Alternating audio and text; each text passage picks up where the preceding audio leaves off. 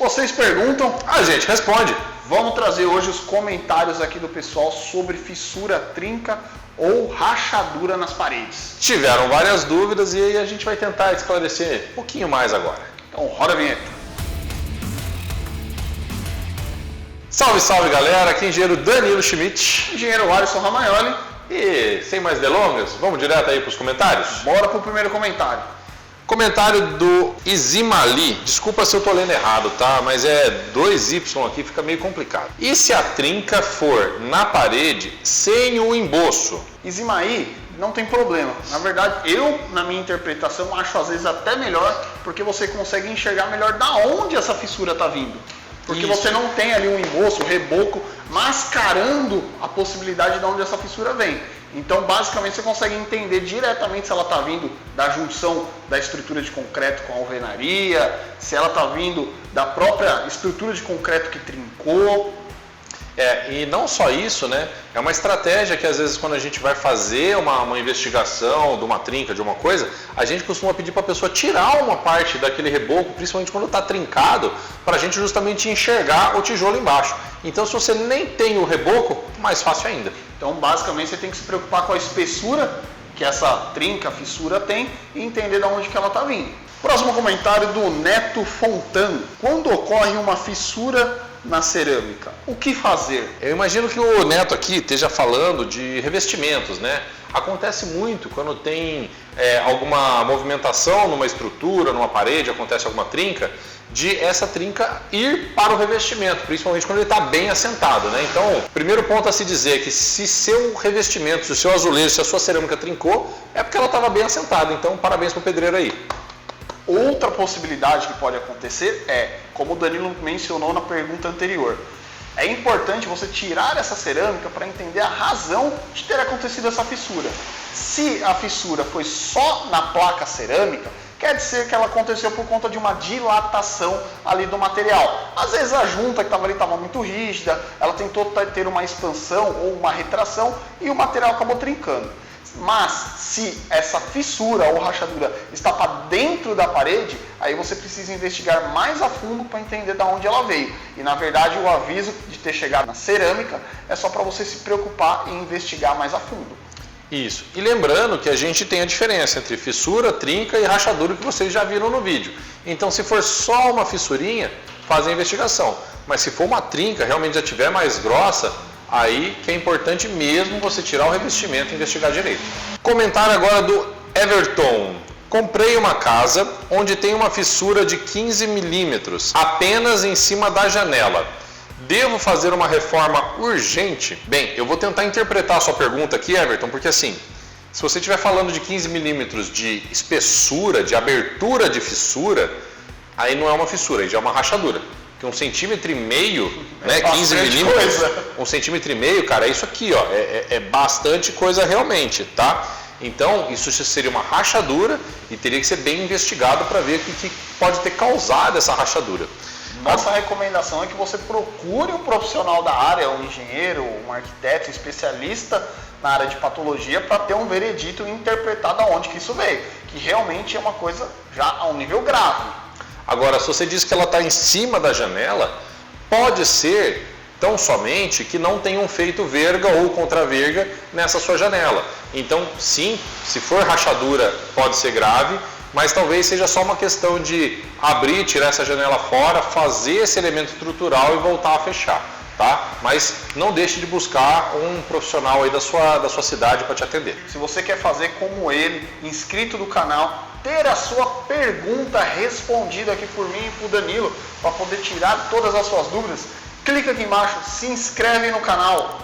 E se você quiser ser membro e ter ainda mais benefícios, como dar pitaco nos conteúdos dos vídeos que a gente vai gravar, como você ter o seu capacetinho aqui do lado do seu comentário e também ter uma presença top nas lives que a gente pretende fazer a partir deste ano, veja aqui os nossos pacotes e se torne membro hoje mesmo. Pergunta do Jader Liger. Algumas fissuras nas cintas de concreto é motivo para se preocupar? Bem, por cintas aqui, a gente está entendendo que ele deva estar dizendo daqueles elementos que são como vigas que a gente passa na alvenaria. Às vezes a meia altura, às vezes na altura de 2,10 m, às vezes na altura de respaldo, que servem para travar a alvenaria. E essas estruturas levam o nome de cintas de concreto. Fissuras, como a gente explica no vídeo, geralmente não são graves para a gente se preocupar. Muitas vezes elas podem acontecer somente pela cura do concreto. Então é muito comum, por exemplo, a gente pegar um elemento que é tranquilo de você interpretar isso, por exemplo, laje de concreto. A laje às vezes ela fica muito exposta ao sol, ela tem muita dilatação, então acontecem várias fissurazinhas nela que não vão impactar na sua estrutura. Mas, que nem o Danilo falou, se ela tiver ali mais que 1 milímetro de abertura, já deixa de ser uma fissura e passa a ser uma trinca. E aí sim você tem que se preocupar e muito em entender se isso vai impactar na estrutura da sua casa ou do prédio, do imóvel que você está habitando. Seguimos agora para o comentário do inscrito Elias Bezerra. O Elias perguntou assim: como fazer no caso de rachaduras? No meu caso, a rachadura apareceu entre a junção de uma parede, pois a construção foi feita primeiro e depois outra parte da construção.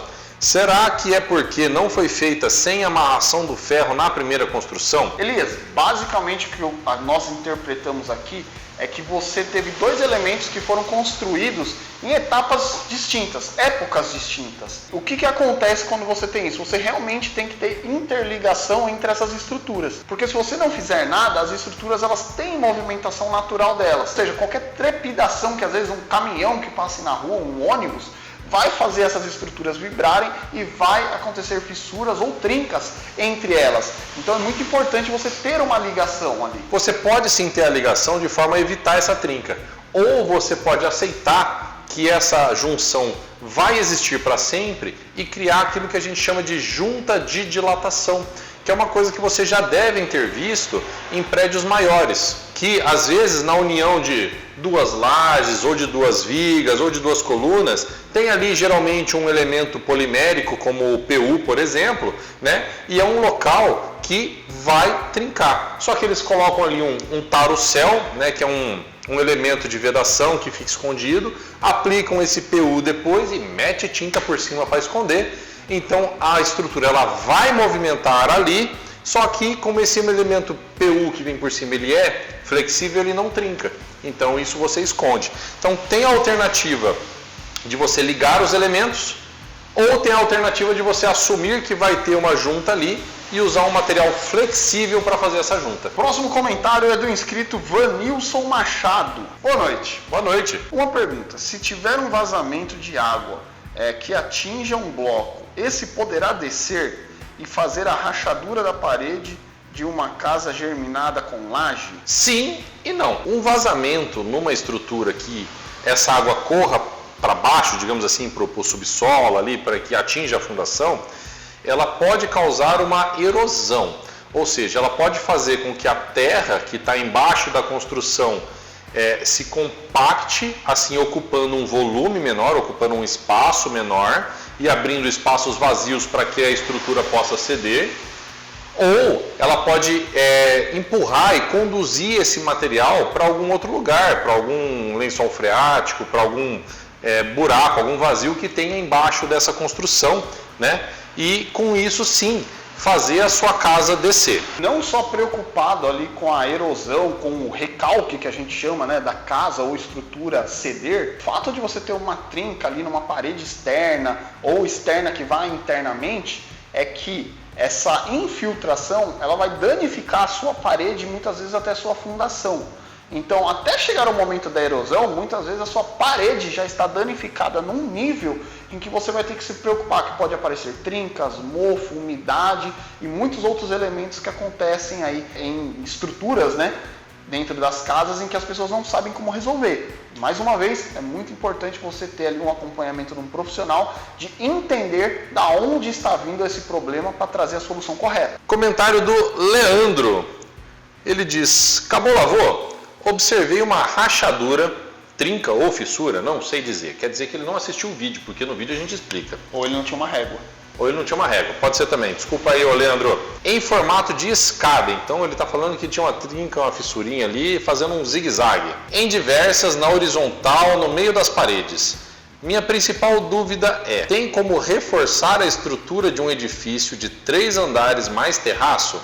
E o que pode significar esse tipo de trinca, movimentação do solo? Leandro, primeira coisa, a gente precisa investigar e entender os motivos. É possível fazer reforço? Sempre é possível fazer reforço de estruturas, de alvenarias, de qualquer elemento estrutural dentro de uma casa ou de um prédio.